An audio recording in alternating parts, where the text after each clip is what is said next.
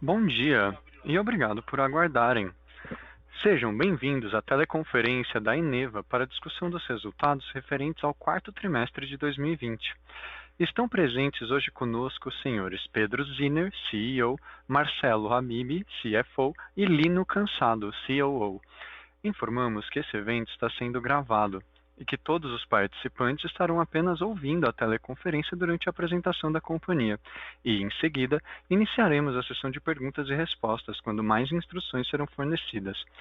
Caso algum dos senhores necessite de assistência durante a conferência, queiram, por favor, solicitar a ajuda de um operador digitando *0. Esse evento também está sendo transmitido simultaneamente pela internet, via webcast, podendo ser acessado no endereço ri.eneva.com.br, onde se encontra disponível a respectiva apresentação. A seleção dos slides será controlada pelos senhores. O replay deste evento estará disponível após seu encerramento. Lembramos que os participantes do webcast poderão registrar antecipadamente no website perguntas a serem respondidas durante a sessão de perguntas e respostas. Antes de prosseguir, gostaríamos de esclarecer que eventuais declarações que possam ser feitas durante essa teleconferência relativas às perspectivas de negócios da Eneva, projeções e metas operacionais e financeiras constituem-se em crenças e premissas da diretoria da companhia, bem como em informações atualmente disponíveis. Considerações futuras não são garantias de desempenho, elas envolvem riscos, incertezas e premissas, pois se referem a eventos futuros e, portanto, dependem de circunstâncias que podem ou não ocorrer. Investidores devem compreender que condições econômicas gerais, condições da indústria e outros fatores operacionais podem afetar o desempenho futuro da Eneva e podem conduzir a resultados que diferem materialmente daqueles expressos em tais considerações futuras. Agora, gostaríamos de passar a palavra ao Sr. Pedro Zinner, que iniciará a apresentação. Por favor, Sr. Zinner, pode prosseguir. Obrigado, bom dia a todos e obrigado por participarem da teleconferência de resultados do quarto trimestre de 2020 da Eneva. Espero que todos estejam com saúde nesse momento tão delicado em nossas vidas. Antes de darmos início ao call, pedimos que atentem para o disclaimer no slide 2. Bom, passando para o slide 3, vou falar um pouco sobre nossas principais conquistas em 2020. Nosso sólido desempenho financeiro no trimestre reafirma a resiliência do nosso modelo de negócios. Seguimos firmes em nossos esforços de melhorar a eficiência e a rentabilidade de nossas operações, assim como nossa estrutura de capital, com esforços concentrados na redução da dívida e na manutenção de um balanço forte e flexível, que viabilizará, assim, nossa estratégia de crescimento. Mesmo no cenário mais adverso, mantivemos nosso compromisso com a segurança e a saúde de nossos colaboradores e a qualidade de entrega de serviços aos nossos clientes. Vamos continuar liderando o desenvolvimento de projetos que viabilizam a transição da matriz energética, viabilizando uma energia mais limpa, estável e mais barata para a sociedade, e cumprindo assim o nosso papel de apoiar o crescimento de energias renováveis. Em relação ao ano de 2021, estamos trabalhando com 6 grandes objetivos para o ano. O primeiro, manter nosso índice de reposição de reservas e o desenvolvimento do nosso portfólio de exploração nas bacias do Parnaíba e do Amazonas. Segundo, de concluir a implantação do projeto de Azulão Jaguatirica e seguir com a implementação do projeto de Parnaíba 5. Terceiro, expandir nossa atuação ao longo de toda a cadeia de valor de Gas to Power. O quarto, aprimorar nossa estratégia de marketing e desenvolvimento de novas cadeias de valor. O quinto, divulgar compromissos de longo prazo para um futuro mais sustentável e desenvolver métricas de ESG para monitorar nosso progresso no atingimento de nossos objetivos. E, por fim, promover a redução da pegada de carbono, com nosso foco em fornecer soluções energéticas que substituem fontes de energia de alta emissão. Vamos agora, então, passar para o slide 4, onde vou falar um pouco sobre os resultados do quarto trimestre. Os resultados do quarto trimestre superaram as nossas expectativas, principalmente no contexto delicado de mundo e mercado que vivemos em 2020.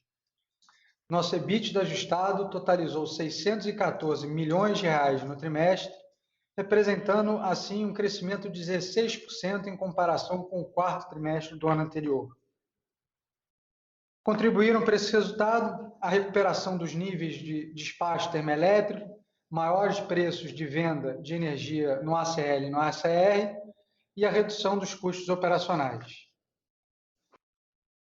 No âmbito da nossa busca contínua em melhorar a eficiência da estrutura de capital da companhia, seguimos realizando a liquidação antecipada de dívidas e de debêntures de curto prazo. Como resultado, registramos menores custos médios de dívida e alongamento dos prazos. Fechamos o trimestre com um saldo de caixa de R$ 1,3 bilhão, representando um ligeiro aumento comparado a R$ 1,8 bilhões no quarto trimestre de 2019. E ao final do trimestre, nossa alavancagem foi de 3,3 vezes a relação dívida líquida EBITDA. Nosso CAPEX atingiu R$ 629 milhões no trimestre, com a maior parte dos recursos destinada aos projetos de Azulão Jaguatirica e de Parnaíba 5, assim como as atividades de exploração na Bacia do Parnaíba. Fomos mais ativos em aquisições de blocos exploratórios no trimestre, com diversas aquisições no segundo ciclo da oferta permanente da ANP em dezembro de 2020.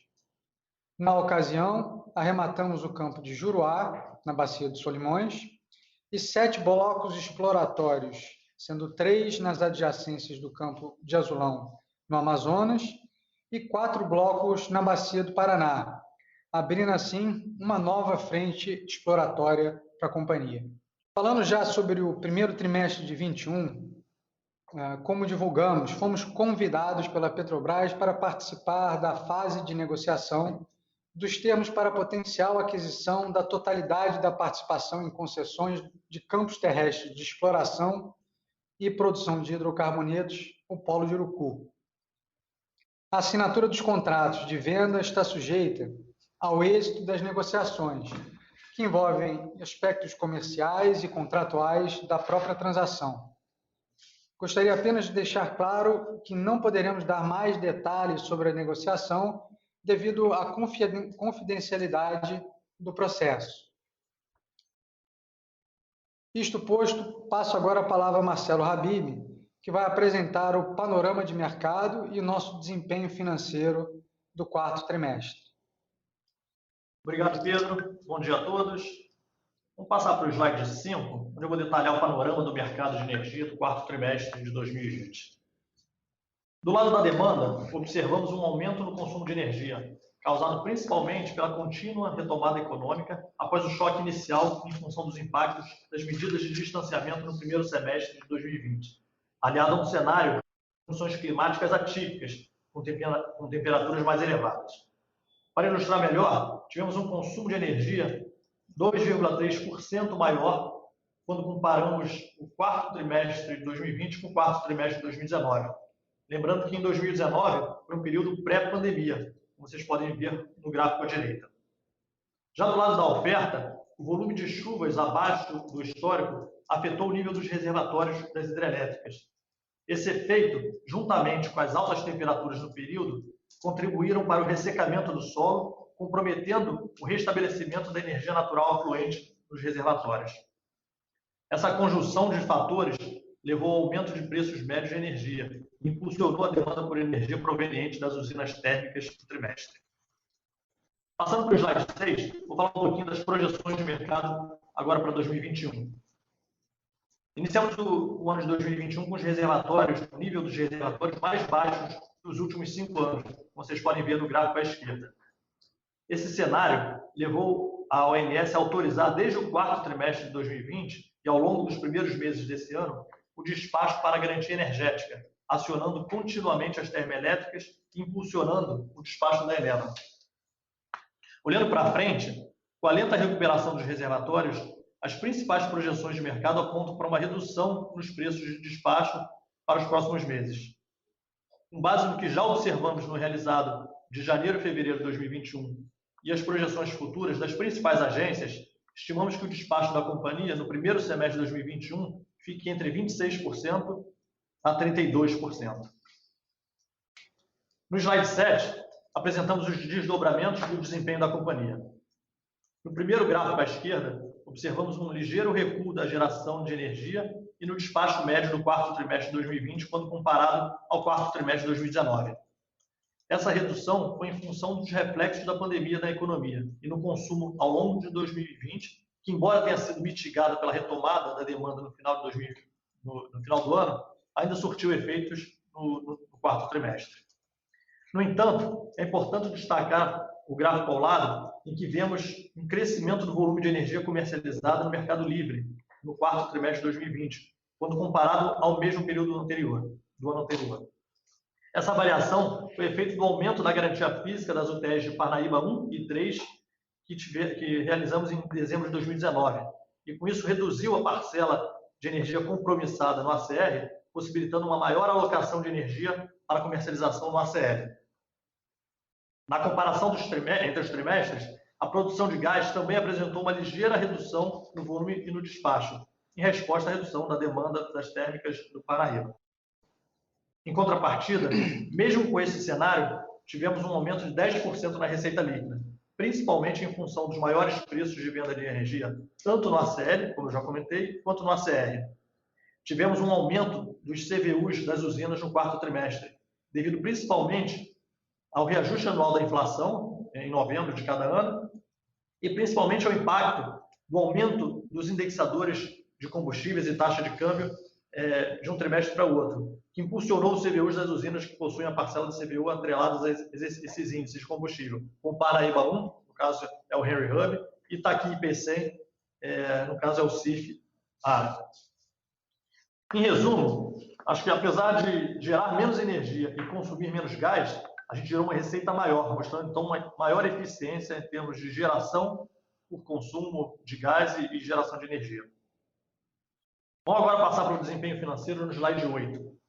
Como comentamos, o EBITDA ajustado consolidado no quarto trimestre de 2020 cresceu 16,3% quando comparado ao quarto trimestre de 2019 e atingiu o maior valor trimestral da história da companhia, 615 milhões de reais. O EBITDA do Complexo Parnaíba registrou um crescimento de 81,2% em relação ao ano anterior, principalmente devido aos maiores preços de energia comercializados e à redução de custos e despesas operacionais. Em contrapartida, tivemos uma redução do EBITDA na geração a carvão, principalmente devido ao impacto positivo das reversões de impairment ocorridas em ambos os trimestres, mas que aconteceu com um volume maior no quarto trimestre. Então, naquele trimestre, lá no quarto trimestre de 2019, o EBITDA foi impactado por uma receita de reversão do impairment de 127 milhões de reais, enquanto que agora, nesse quarto trimestre de 2020, a receita decorrente da reversão foi de 53 milhões. As reversões de impairment realizadas a cada período refletiram um resultado positivo obtido no teste de recuperabilidade dos ativos imobilizados e intangível das usinas, da usina de Itaqui, com a melhoria do desempenho operacional da usina. Cabe ressaltar que, apesar de haver esse impacto no EBITDA, essas reversões não impactam caixa, são apenas contábeis. Vale destacar ainda o desempenho da comercializadora, que atingiu seu recorde de EBITDA, tanto na visão trimestral quanto na visão anual, desde o início dos nossos reportes. Houve um aumento de 15 milhões nesse trimestre, registrado no mesmo trimestre do ano de 2019. Esse resultado é reflexo da bem-sucedida estratégia de captura antecipada da tendência de aumento de preços de energia no quarto trimestre de 2020, quando comparado com o terceiro trimestre de 2020, além do aumento do volume negociado também em relação ao ano anterior. Acho que, por fim, vale destacar que o EBITDA atingido no ano, um valor de 1,6 bilhão de reais, foi o maior da história da companhia. Um ano difícil como foi o ano de 2020, onde a gente encontrou diversas adversidades, uma crise pela frente, muitos fatores desconhecidos, a gente conseguiu entregar um resultado recorde, tanto no EBITDA quanto no lucro líquido, que atingiu 1 bilhão de reais. Passando agora para o slide 9, vou falar da geração de caixa. Encerramos o quarto trimestre com uma sólida posição de caixa, suficiente para fazer frente aos nossos investimentos para a construção de Parnaíba 5, Azulão Jaguatirica, fazer frente às nossas obrigações financeiras de forma geral e aproveitar outras oportunidades de mercado.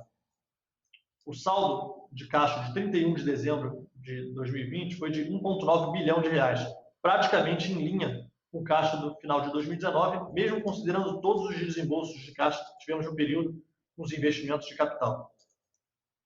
Registramos uma geração de caixa operacional de 265 milhões de reais, impulsionada pelo maior EBITDA do período, parcialmente compensado pela maior necessidade de capital de giro, principalmente explicado pelo aumento no contas a receber, o maior despacho de energia no trimestre, quando comparado ao terceiro trimestre de 2020.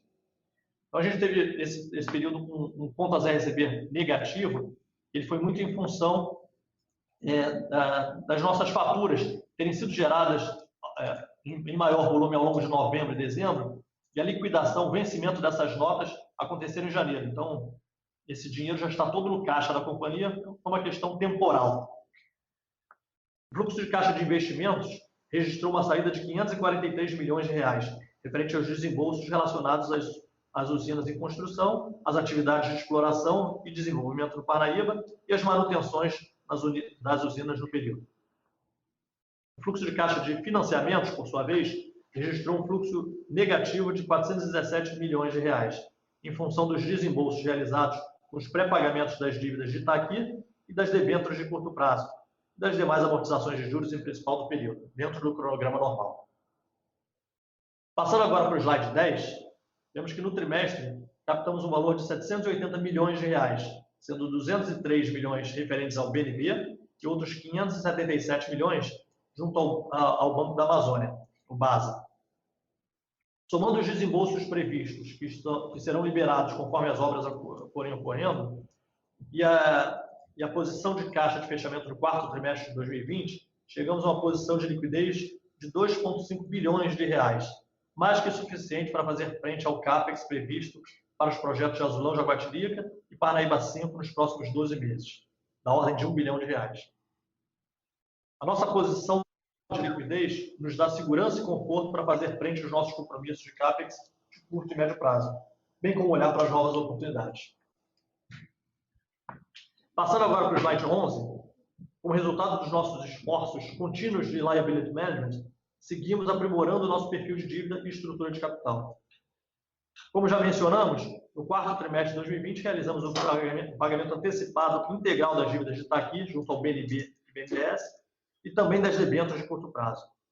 Com esses pré-pagamentos de financiamentos mais antigos, mais custosos e de mais curto prazo, conseguimos alongar o prazo da dívida consolidada de 4,6 para 6 anos e reduzir os custos médios da dívida de 8,2% ao ano para 6,9% entre o quarto trimestre de 2019 e 2020. Também gostaria de reforçar que atualmente cerca de 60% do nosso endividamento tem vencimento após 2025. Ao final do quarto trimestre de 2020, a dívida líquida sobre EBITDA foi de 3,3 vezes, dentro do limite estipulado pelos nossos covenants. O aumento da alavancagem reflete o crescimento da dívida da companhia ao longo de 2020, em linha com as captações e financiamentos dos nossos projetos. Passo agora a palavra para o Lino, que vai detalhar um pouco mais os investimentos no trimestre. Bom dia a todos. No slide 12, vemos que a continuidade das obras das nossas usinas, os investimentos consolidados no quarto trimestre de 2020 foram de 629 milhões, quase 50% a mais do que no quarto trimestre de 2019. 88% desse montante foi destinado para a construção dos nossos projetos de Azulão Jaguatirica e da usina de Parnaíba 5. E o restante nas atividades de exploração e de manutenção das usinas. Vou passar com vocês agora alguns dos detalhes desses investimentos nos distintos projetos. Em Parnaíba 5, a engenharia detalhada foi concluída, a montagem das caldeiras pelo pipe rack e da estrutura da torre de resfriamento estão em andamento e muito próximo da conclusão, sendo que na torre de resfriamento 6 células, de um total de 12, já foram concluídas. A chegada do gerador foi do transformador. Foram 2 marcos importantes da obra e ambos já se encontram instalados em suas respectivas plataformas. A turbina para vapor e todos os equipamentos da planta de tratamento de água também já foram recebidos na obra, sendo que os 2 primeiros estágios da turbina a vapor já se encontram também em suas bases no prédio que abrigará os equipamentos da turbina a vapor. Em Azulão, Jaguatirica, no final de 2020, já tínhamos entregues 33 cryoboxes que encontravam instalados e comissionados a frio em suas bases, faltando apenas um cryobox para completar a ordem de 34. E das carretas, já havíamos recebido 85 carretas criogênicas até o final de 2020. A unidade de tratamento primária de gás também foi concluída no final do ano de 2020 e foi iniciado o seu comissionamento a frio, com previsão para primeiro gás agora no primeiro trimestre de 2021. Em Jaguatirica, a montagem das estruturas metálicas dos prédios e do Aero Cooler Condenser, o ACC, foram concluídas no final de 2020. Estamos, no momento, fazendo instalação de cabos elétricos e concluindo a montagem das tubulações que conectam as diferentes partes da ilha de potência. Todos os equipamentos da ilha de potência já foram recebidos, instalados e se encontram nas suas bases, ou seja, as turbinas a gás, turbina a vapor, diverter dampers, chaminés, geradores, turbina a vapor com seu gerador, já estão todos instalados em suas bases. Nas UTS, a entrega das peças para manutenção de 32 mil horas, o Hot Gas Pack de Parnaíba 2 foi concluída e fizemos pagamento dos remanescentes dessa mesma manutenção feita na usina de Parnaíba 1 na primeira metade de 2020. Nas UTS a carvão, recebemos as peças para o overhaul do CSU, que é o equipamento que desembarca o carvão nos navios, e fizemos a manutenção do sistema de transporte de carvão e do stack reclaimer na usina e investimentos para atender os requisitos legais de NR10 e NR2. Em PCM 2, fizemos investimentos também para adequação às normas regulatórias brasileiras, NR10, 12, 13 e 20, e revisão de bombas críticas e relocação da sala de controle. No upstream, na exploração, concluímos a perfuração de 2 poços, o Eneva 16DA e o Eneva 17D, que foi a extensão do Eneva 15, que foi a descoberta de Gavião Belo, foi o segundo poço de extensão.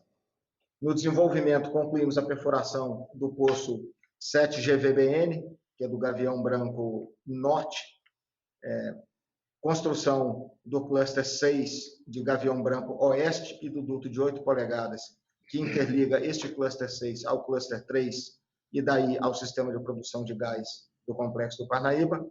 E concluímos a engenharia básica do projeto de Gavião Preto, que tem para início de sua implantação agora em 2020, com previsão para de entrada em 2022. Também contabilizamos saldos remanescentes referentes à perfuração do poço 7 Gavião Tesoura 1, no campo de Gavião Tesoura, que foi concluído no terceiro trimestre de 20. Passando agora ao slide 13, vou dar mais alguns detalhes da situação atual das obras. Vocês podem acompanhar no slide o fluxo do gás no projeto Azulão Jaguatirica e o estágio em que cada uma dessas etapas se encontra. Então, da esquerda para a direita, primeiro no AIP, todos os poços já foram perfurados e testados. A unidade de tratamento primária de gás foi finalizada, como já mencionado, e está em fase de comissionamento, com o primeiro gás previsto para agora no mês de março. Na liquefação, também já mencionado, 33 dos 34 cryobox foram entregues, montados e já foram comissionados a frio e estão prontos para o seu comissionamento a quente no segundo trimestre de 2021. A tancagem no Amazonas já foi 100% recebida e instalada em suas bases. E, por fim, das carretas, que no final de 2020 eram 85 recebidas, no momento já totalizam 100 carretas recebidas das 110. A entrega final está prevista para março de 2021. Na outra ponta da logística, em Jaguatirica, a tancagem, 168 isotanques 100% recebidos e 100% montados em suas bases. A unidade de regasificação já se encontra com os tanques posicionados, como mencionado, e no momento estamos fazendo a montagem do pipe manifold, que é o que transfere o gás já regasificado para a usina. E na UTE foi concluída com a engenharia detalhada, a montagem de todos os equipamentos da ilha de potência, a subestação e os prédios administrativo e elétrico. E em andamento estão a elaboração dos as-built de construção, a montagem dos equipamentos auxiliares da turbina e toda a instrumentação e controle e parte das tubulações de interconexão da usina. Mais de 90% do projeto de Jaguatirica já se encontra concluído e o comissionamento das turbinas a gás e vapor será iniciado em fevereiro, já foi iniciado em fevereiro de 2021. A entrada em operação está prevista para o quarto trimestre de 2021 e ressaltamos que fizemos uma solicitação de isenção de responsabilidade de 120 dias junto à ANEEL e aguardamos manifestação da agência. Do lado de Azulão, 88% do projeto já foi executado. Todos os 7 geradores da planta de autogeração, que vai fornecer energia para a liquefação, já estão montados em suas bases e estão, no momento, passando por comissionamento a frio. O comissionamento a quente geral, iniciado em janeiro de 21, tem conclusão prevista para abril de 21. O início do carregamento das carretas criogênicas para o segundo trimestre de 21 e a entrega do primeiro tanque de GNL está prevista também para o segundo trimestre de 2021. Em Parnaíba 5, a conclusão da engenharia que já foi finalizada e 96% da construção pesada já foi concluída. A fase de montagem mecânica tem 85% de avanço registrado. Já recebemos, como mencionado, o gerador, que foi uma operação logística complexa, uma carga de mais de 300 toneladas, e já foi instalado em sua base. A montagem e o comissionamento da subestação já foram concluídos, ou seja, para a conexão do gerador à linha de transmissão, e a montagem para o comissionamento do elevador, do transformador de elevação também já foi concluída. Recebemos todas as peças da turbina, do gerador, das caldeiras e o condensador. Todos os equipamentos críticos já estão no canteiro de obras e muitos deles instalados em suas bases.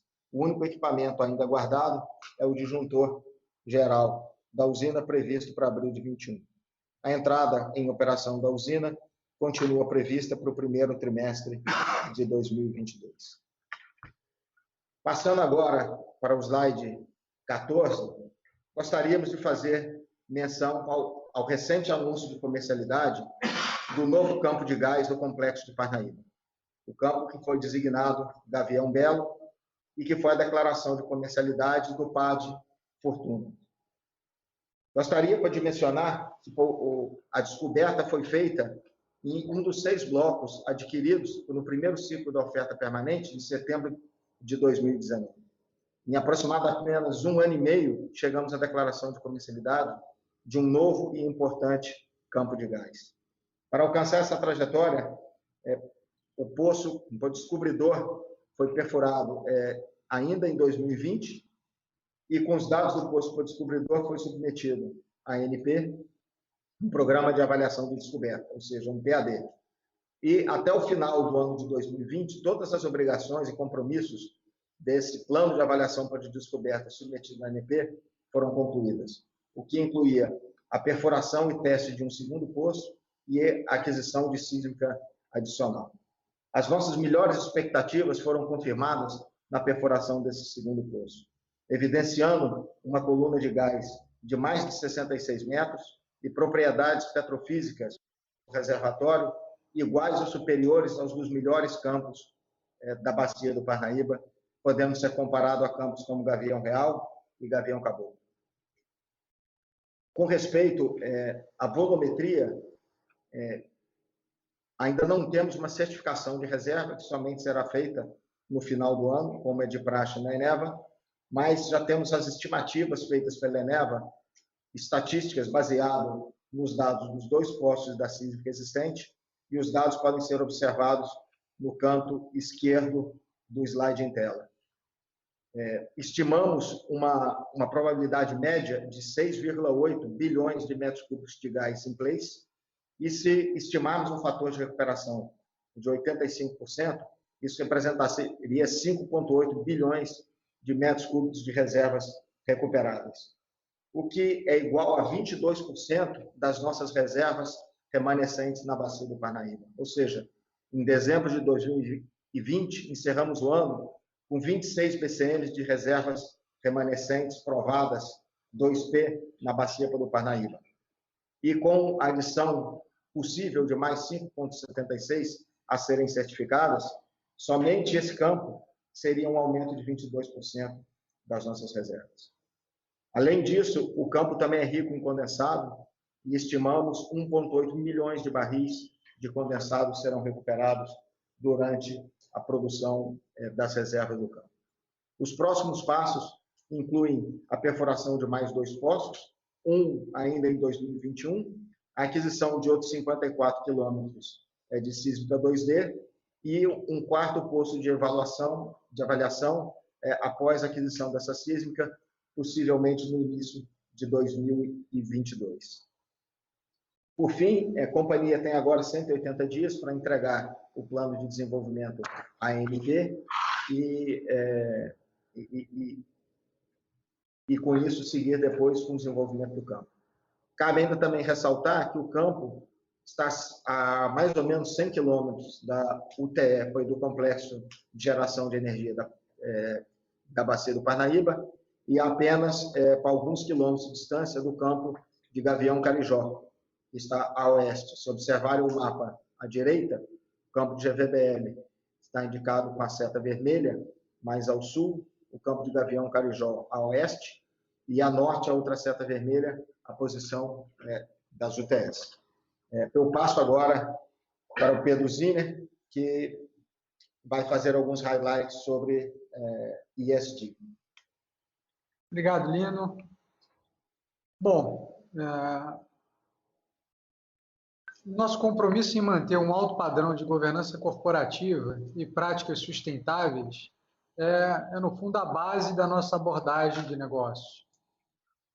Ficamos satisfeitos em observar maior interesse na sociedade por questões ambientais, sociais e de governança, principalmente entre os investidores e reguladores. E para lidar adequadamente com essas questões, que foram obviamente aceleradas pela pandemia do Covid-19, é necessário ter visão e comprometimento de gestão com foco no longo prazo. Aspectos esses que sempre foram a essência da Eneva e vocês sempre nos ouviram falar sobre isso.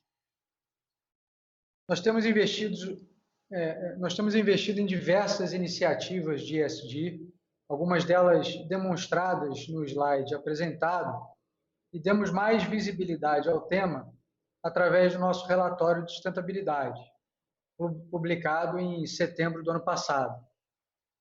Levamos o assunto a sério e não queremos nos comprometer com KPIs e metas específicas antes de uma avaliação extensa das principais métricas que estão diretamente ligadas à nossa estratégia.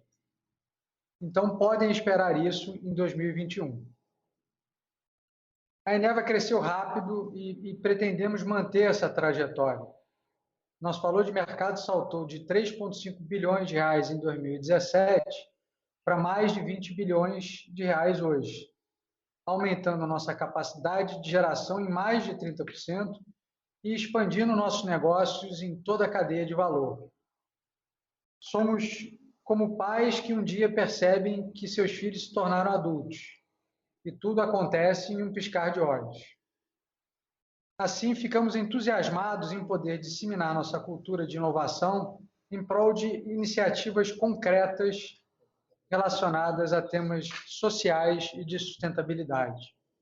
Por fim, passo a palavra novamente ao Lino, que vai compartilhar as fotos das obras em andamento. Bom dia outra vez. No slide 17, iniciamos com a usina de Parnaíba 5. Então, evidenciamos nas fotos, primeiro, no canto superior esquerdo, a chegada do gerador, né, e logo abaixo, a operação de içamento do gerador para colocação em sua base no topo do prédio da turbina a vapor. Lembro que essa é uma carga de mais de 300 toneladas e a operação total levou mais de 15 dias entre o porto de Itaqui até a chegada no canteiro de obras. No slide seguinte, número 18, destacamos para a colocação dos estágios de alta pressão e média pressão da turbina a vapor em sua base, que é a foto à esquerda, o içamento desses dois estágios e a colocação na sua base em seguida, na foto ao centro, e à direita, o recebimento do condensador, ainda no porto de Itaqui, ressaltando que os equipamentos do condensador já se encontram no canteiro de obras e a sua montagem foi iniciada agora em março de 2021. Em seguida, vemos uma foto aérea do projeto de Azulão Jaguatirica, do site de Azulão, e no slide número 20, algumas fotos do avanço das obras. A primeira foto, no canto superior esquerdo, o prédio administrativo, já em conclusão. A foto seguinte, o posto de carregamento de LNG. E a terceira foto, na sequência da parte superior, agora à direita, o pátio de carretas com o lançamento do concreto rolado, a pavimentação do pátio de manobra de carretas de GNL. Na porção inferior do slide, no canto esquerdo, pode-se ver em primeiro plano os tanques de condensados da unidade de tratamento primário de gás, que já se encontra 100% concluída. E na segunda foto da sequência inferior, a central elétrica da parte de liquefação de gás natural da planta, também já instalada e concluída em sua base, aguardando comissionamento. Em sequência, ainda em azulão, no slide 21, no canto superior esquerdo, temos uma vista aérea da planta de autogeração, que irá gerar a energia para as unidades de liquefação da planta de azulão. Essa planta de autogeração já se encontra praticamente pronta, em estágio final de montagem dos equipamentos periféricos dos geradores. Na foto em sequência, no canto direito superior, estão com os geradores e a montagem dos seus equipamentos periféricos em curso. E na foto do canto esquerdo, uma outra toma dos geradores em suas bases dentro do prédio de autogeração da planta de azulão. E na foto do canto direito, uma vista externa do prédio, nesse momento ainda levantando as paredes, que agora em março de 21 já se encontram também 100% concluídas, e os tanques de combustível do gerador de Black Start, que é um pequeno gerador a diesel, que é utilizado para dar partida nos outros geradores, a planta de autogeração movida a gás. Na sequência, ainda o campo de azulão, no slide número 22. Então, a primeira foto da sequência superior à esquerda, os 32 cryoboxes já instalados em suas bases e já tendo sido 100% comissionados a frio, ou seja, testados e com seu funcionamento atestado ainda em frio, sem gerar GNL. Na sequência, os tanques da estocagem do campo de azulão já também 100% recebidos e colocados em suas bases. Existe uma base ainda vazia, que é para possíveis futuras expansões. Mas o projeto inicial do Azulão Jaguatirica, todos os tanques de estocagem já estão recebidos e instalados em suas bases. Na foto, no extremo direito do slide 22, se vê uma toma para o comissionamento a frio dos cryoboxes e o carregamento de propano, que é um gás utilizado no processo de liquefação nessas unidades. Voltando para o canto esquerdo inferior, é uma outra foto, essa com teste dos cryoboxes em andamento, e uma no centro dos isotanques, já com as suas interconexões em azul instaladas. Seguindo no slide 23, a parte de logística do projeto Azulão Jaguatirica, os caminhões que irão fazer o transporte, nessa foto, ainda na fábrica da Volkswagen MAN, em Resende, Rio de Janeiro, já foram 100% adquiridos e recebidos pelo nosso parceiro de logística, e as carretas criogênicas, uma foto de algumas carretas que ainda se encontravam na fábrica em Santa Catarina, em Sarandi. Essas carretas estão em processo de transporte para Manaus. Seguindo, vamos passar agora à parte de Jaguatirica, do projeto integrado Azulão Jaguatirica.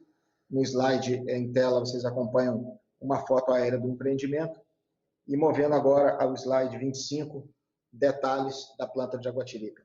À esquerda, o prédio elétrico, já 100% concluído e no momento recebendo o cabeamento elétrico. Pode-se observar do lado de fora do prédio diversas bobinas de cabos elétricos que estão sendo lançados e conectados nos equipamentos e painéis que controlam a usina dentro desse prédio elétrico. À direita superior, o prédio administrativo da usina de Jaguatirica 2, já também próximo de sua conclusão. E na foto, para a direita inferior, toda a ilha de potência da usina. Pode-se observar nas chaminés, que são as caldeiras, duas chaminés menores que estão posicionadas imediatamente com os diverter dampers, e as turbinas a gás, e mais ao fundo, um prédio que se eleva, que é o prédio da turbina a vapor, e as duas estruturas que parecem dois Vs invertidos, um W invertido, é a estrutura do Air Cooler Condenser, que é o condensador da planta de Jaguatirica, que não utiliza água, ele é todo com troca de calor com ar ambiente. No slide número 26, um close-up da montagem do Air Cooler Condenser, o condensador a ar, por refrigeração a ar, e à direita, o já mencionado prédio da turbina a vapor, aqui num close-up, com a turbina a vapor dentro, e no canto inferior, a parede, onde atrás dessa parede se encontra o transformador da turbina a vapor.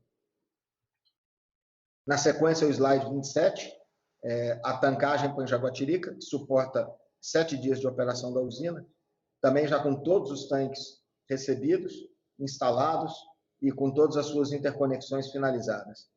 E um pouco mais à direita dos tanques, as instalações da unidade de regasificação, no momento sendo concluída e interconectada ao sistema que levará o gás às turbinas a gás. Na foto à direita, um close-up de uma das 16 torres da linha de transmissão, que também já se encontram 100% finalizadas. Bom, isso era o que tínhamos para mostrar a respeito dos projetos. Eu abro agora para as perguntas e respostas. Obrigado. Iniciaremos agora a sessão de perguntas e respostas para investidores e analistas. Caso haja alguma pergunta, por favor, digitem *1. Se a sua pergunta for respondida, você pode sair da fila digitando *2. As perguntas serão atendidas na ordem que são recebidas. Solicitamos a gentileza de tirar o fone do gancho ao efetuarem a pergunta. Um momento enquanto coletamos as perguntas. A nossa primeira pergunta vem de Marcelo Sá, do Itaú. Por favor, Marcelo, pode prosseguir. Bom dia, pessoal. Obrigado pelo call. Eu tenho uma pergunta em relação a implicações para Urucu. Saiu no jornal, né, que o projeto que termina com monopólio de gás no Amazonas foi aprovado na Assembleia e agora provavelmente vai ser sancionado pelo governador. Eu queria entender como isso, de alguma forma, impacta a atratividade de Urucu, se isso vai fazer com que, eventualmente, se vocês levarem Urucu, né, vocês consigam vender para o consumidor final o gás num preço mais baixo.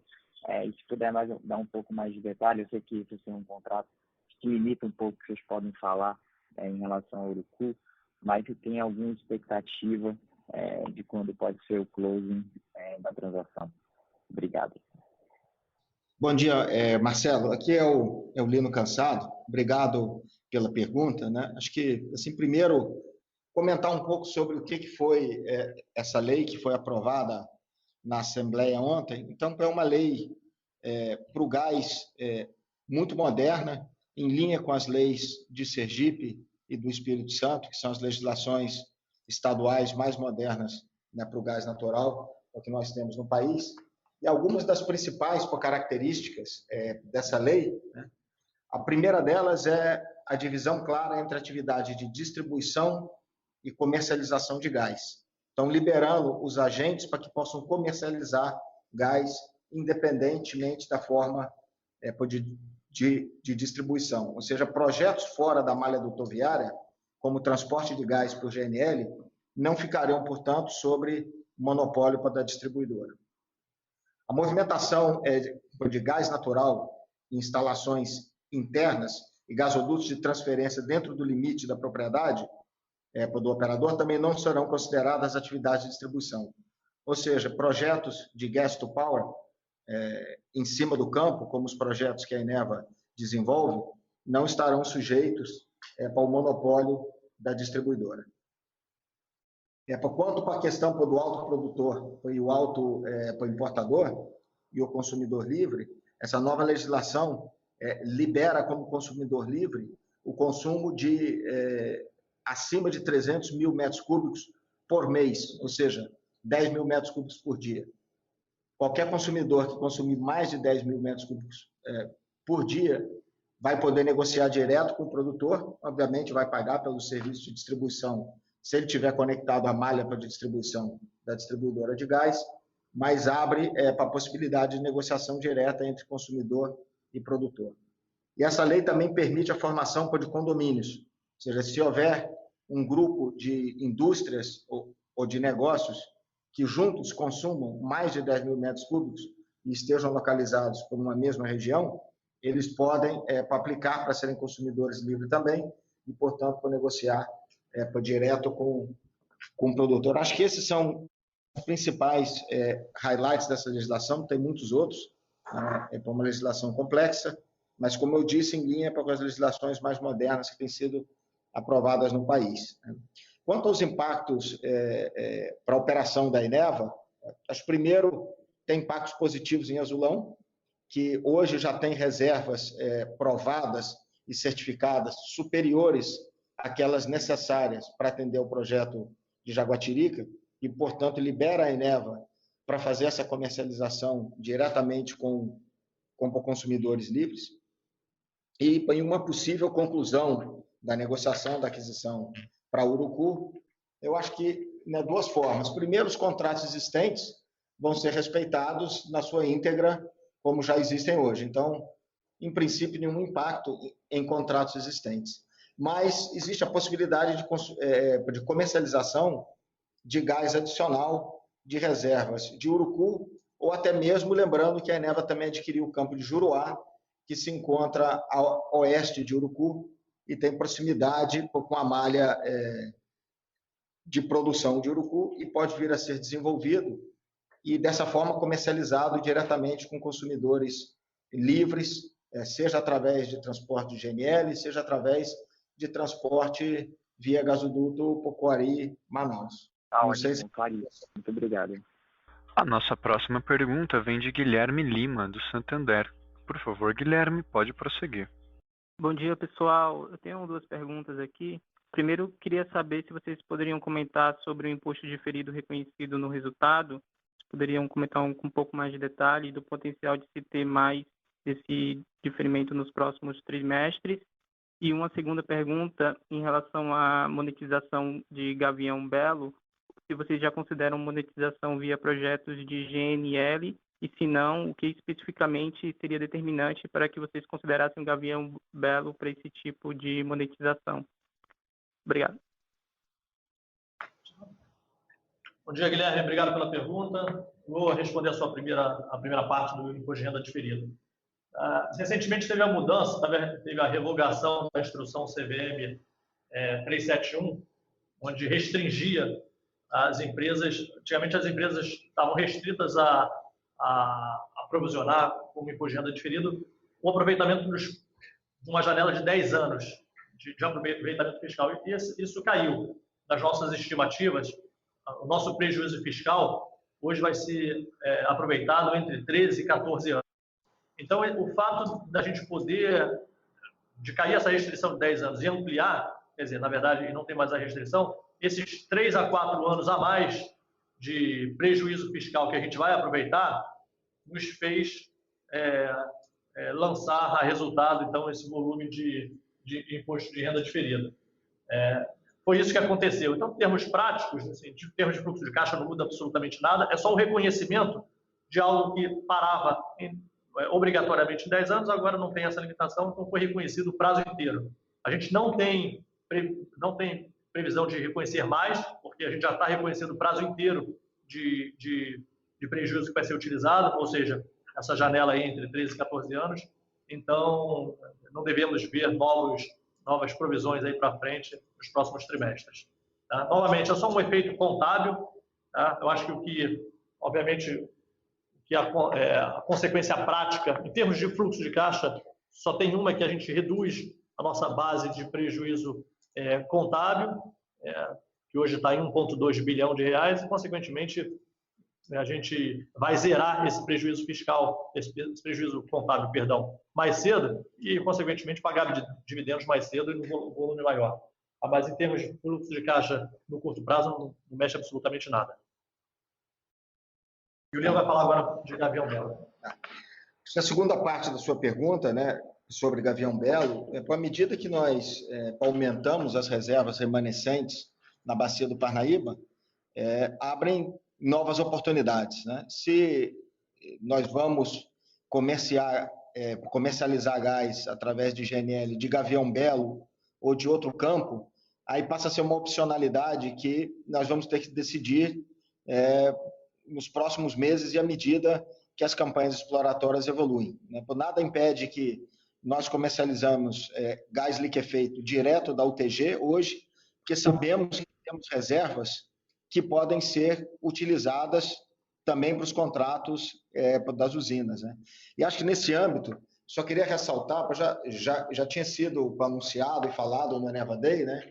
Mas a Eneva criou uma nova unidade de negócio, que nós estamos chamando de soluções energéticas com Small Scale LNG, justamente dedicada a prover soluções de energia a clientes que hoje utilizam óleo diesel ou óleo combustível nas suas necessidades energéticas e substituir isso por gás natural, ou seja, por uma solução de menor custo e de menor impacto ambiental, com menor emissão de carbono. E nesse âmbito, nós já estamos conversando com diversos potenciais clientes na região do Piauí e Pará, que é o entorno do Complexo do Parnaíba, e a mesma coisa também para a Amazônia e Roraima em torno, com as nossas reservas de gás do estado do Amazonas.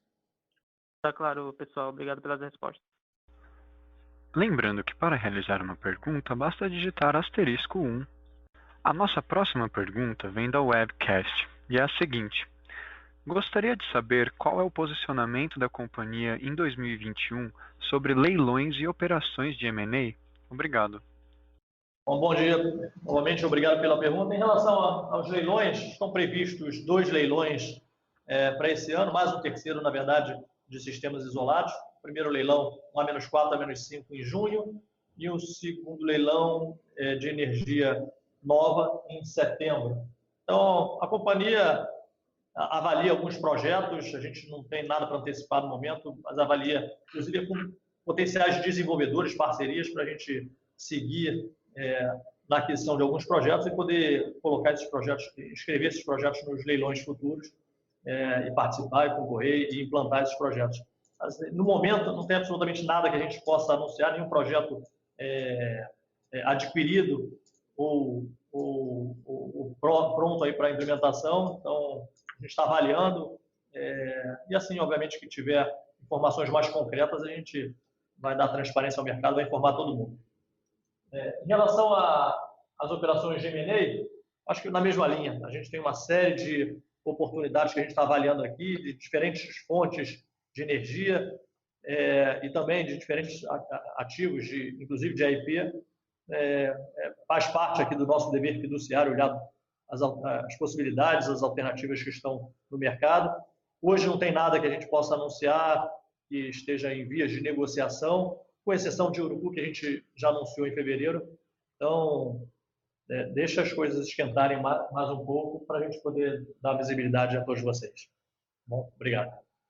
Lembrando que para realizar perguntas, basta digitar *1. Não havendo mais perguntas, encerramos neste momento a sessão de perguntas e respostas. Gostaria de passar a palavra para a companhia para as considerações finais. Bom, mais uma vez, obrigado a todos por participarem do call de resultados da Eneva e espero vê-los novamente no nosso call de resultados do primeiro trimestre.